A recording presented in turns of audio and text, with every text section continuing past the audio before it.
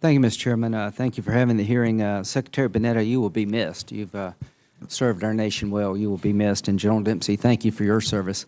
Now, this is a hearing about Benghazi. We've talked about sequestration, which is important, and I just want to make sure that we understand what happened on September 11th regarding Benghazi. Your testimony, as I understand it, Secretary Panetta, that you talked to the President of the United States one time.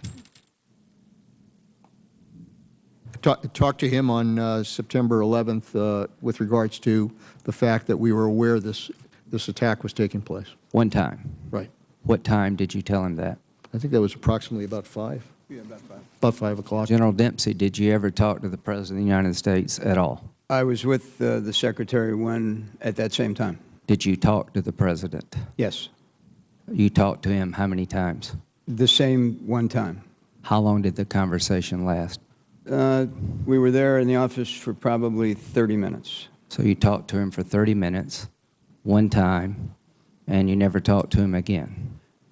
Neither one of you? Until afterwards. Until after the attack was over? That's right. Thank you.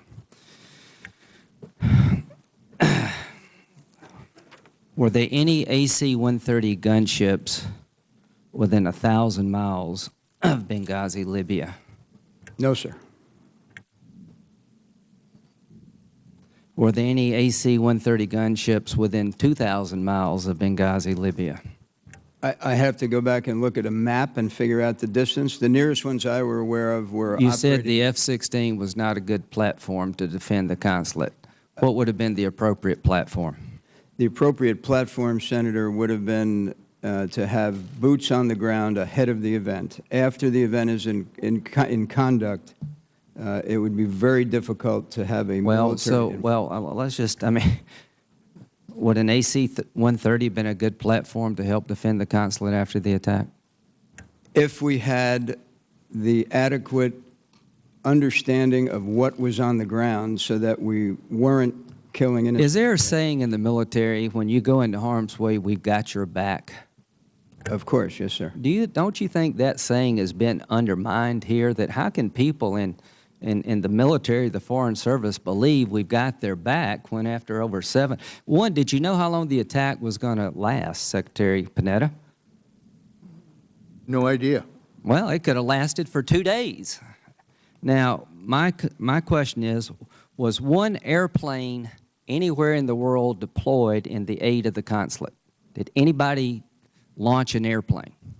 Was any airplane launched anywhere in the world to help these people? Well, we ultimately did launch 130s to go in and rescue the people. When were they launched? They were launched in the period of time when the team went in there, and when we concluded, the attack was concluded, we said we've got to get the people out of there, and that's when we... Was any airplane launched anywhere in the world before the attack was concluded? If you're talking about a strike aircraft, no, Senator. Okay. Was any soldier en route to help these people before the attack was concluded?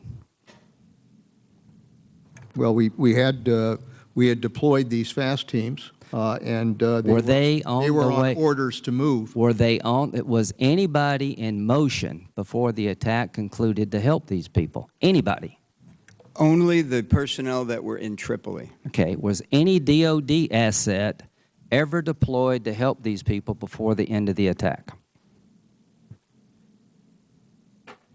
Would you rephrase? Was any DOD asset, aircraft or individual soldier, ever put in motion to help these people before the attack was over? If I could, as soon as we knew there was an attack, the National Mission Force and the fast teams began preparing. My question is, did anybody leave any base anywhere to go to the aid of the people under attack in Benghazi, Libya, before the attack ended? No, because the attack ended before they could get off the ground. Okay, and we didn't know how long it would last. Now, back to the threat assessment.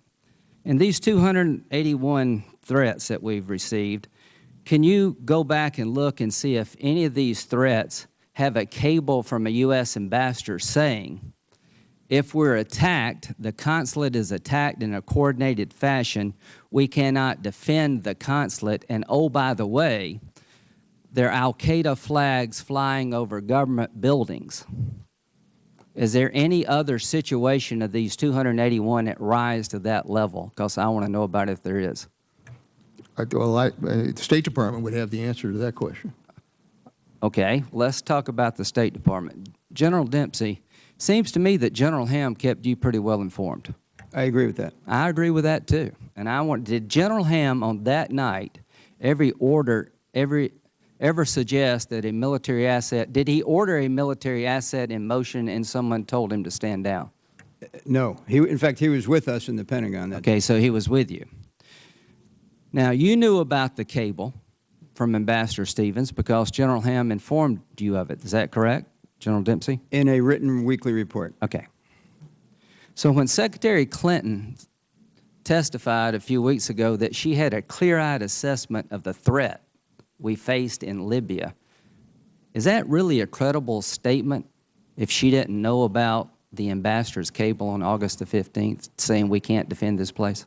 Well, I don't know that she didn't know about the cable. She said she didn't. Then that's a... Are you stunned that she didn't? I would call myself surprised that she didn't. Okay.